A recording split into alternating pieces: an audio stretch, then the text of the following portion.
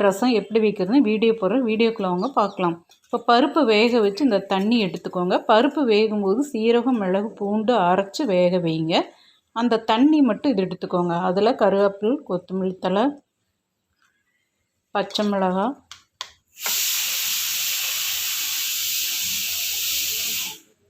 இஞ்சி, பூண்டு, வெங்காயம், சின்ன வெங்காயம் போடலாம், பெரிய வெங்காயம் போட்டுக்கலாம். இது நல்லா கொதிக்க வைங்க. பூண்டு வேகிற வரைக்கும் கொதிக்க வச்சிங்கன்னா போதும். பாருங்கள், பருப்பு தண்ணியில் பச்சை மிளகாய், இஞ்சி, பூண்டு போட்டது நல்லா வெந்துருச்சு. இதை இறக்கி வச்சுட்டு வானொலி காயட்டும். பாருங்கள், எண்ணெய் காஞ்சிடுச்சு.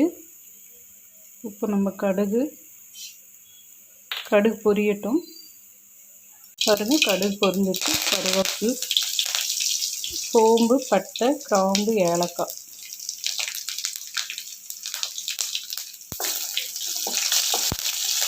தக்காளி போட்டுக்கோங்க. தக்காளி நல்லா வதங்கட்டும். பாருங்கள், 3 தக்காளி போட்டிருக்கோம். எண்ணெயில் நல்லா வதங்கிடுச்சு. உப்பு நீங்கள் இதில் நல்லா உடச்சி விடுங்க. இது நல்லா வதங்கணும். அதுக்காக ரொம்ப கலர் மாறுற மாதிரி வதங்க வேண்டாம், நல்லா வதங்கினா போதும். பாருங்கள், எல்லாமே நல்லா வதங்கிடுச்சு. உப்பு இதில் கொஞ்சம் தண்ணி ஊற்றிக்கோங்க, வேகட்டும். டம்ளர் ஊற்றுனீங்கன்னா போதும். தக்காளி நல்லா வெந்துருச்சு. உப்பு நம்ம பருப்பு தண்ணியில் இஞ்சி பூண்டெல்லாம் வேக வச்சுருக்கோம், அதை இதில் ஊற்றிடுங்க. இது கொஞ்சம் கொதிக்கட்டும்.